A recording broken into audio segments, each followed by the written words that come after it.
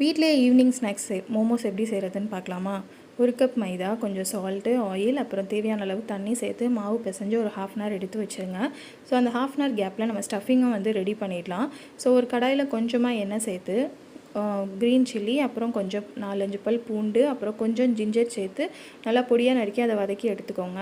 அடுத்து ஒரு பல்லாரி, ஒரு 1/2 கேபேஜ், அப்புறம் ஒரு கேரட் எல்லாமே நான் வந்து சாப்பர் யூஸ் பண்ணி பொடியாக நறுக்கி எடுத்துக்கிட்டேன். ஸோ அது எல்லாத்தையுமே நம்ம வந்து வெஜிடபிள்ஸ் வந்து ஒரு 90% குக் ஆகட்டும்.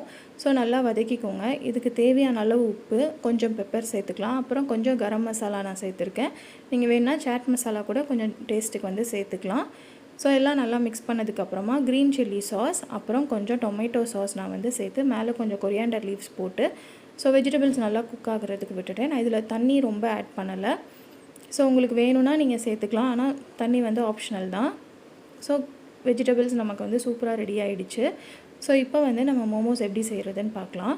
ஸோ மைதா மாவு 1/2 அன் ஹவர் நல்லா ரெஸ்ட் ஆனதுக்கப்புறம் ஸோ எடுத்து கொஞ்சம் கொஞ்சமாக மாவு எடுத்துக்கோங்க, ரொம்ப பெருசாக வேணாம். ஸோ நம்ம மெல்லிசாக தான் தேய்க்கணும். ஸோ நல்லா மெல்லிசாக வந்து மாவு தேய்ச்சிட்டு ஸ்டஃபிங்கை வந்து கொஞ்சமாக உள்ளே வச்சு நம்ம வந்து நல்லா சீல் பண்ணிக்கலாம்.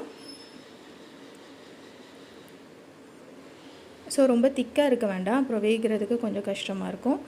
ஸோ நல்லா பொடியாக சீல் பண்ணி நம்ம கையை வச்சே ஃபோல்ட் பண்ணி நீங்கள் எந்த மாதிரி ஷேப்னாலும் பண்ணலாம். ஸோ அவ்வளோதான். இந்த மாதிரி நம்ம 2 சைடு வந்து லாக் பண்ணி எவ்வளோ எல்லாமே வந்து ஸ்டஃபிங் நம்ம ரெடி பண்ணி எடுத்துக்கலாம். ஸோ இன்றைக்கி நம்ம வந்து இட்லி சட்டியில் தான் வந்து பண்ண போகிறோம். ஸோ இது நம்ம ரெடி பண்ணுற டைமில் கொஞ்சமாக தண்ணி சேர்த்து கொஞ்சம் கொதிக்கவும் விட்டுடலாம். இட்லி சட்டியில் ஒரு 10 மினிட்ஸ் அது கொதிக்கிற டைமில் நம்ம எல்லாமே ஸ்டஃபிங் ரெடி பண்ணிடலாம். ஸோ இட்லி சட்டியில் எல்லாத்தையும் வச்சுட்டு தட்டில் வச்சுட்டு நான் வந்து ஆயில் வந்து ஸ்ப்ரே லேசாக மேலே பண்ணியிருக்கிறேன். ஸோ அவ்வளோதான். உள்ளே ப்ளேஸ் பண்ணிட்டு ஒரு 15 to 20 மினிட்ஸ் நல்லா அது வந்து வேகட்டும். ஸோ அவ்வளோதான் ஃப்ரெண்ட்ஸ், சூப்பராக வந்து ஒட்டாமல் நம்ம மோமோஸ் வந்து ரெடி.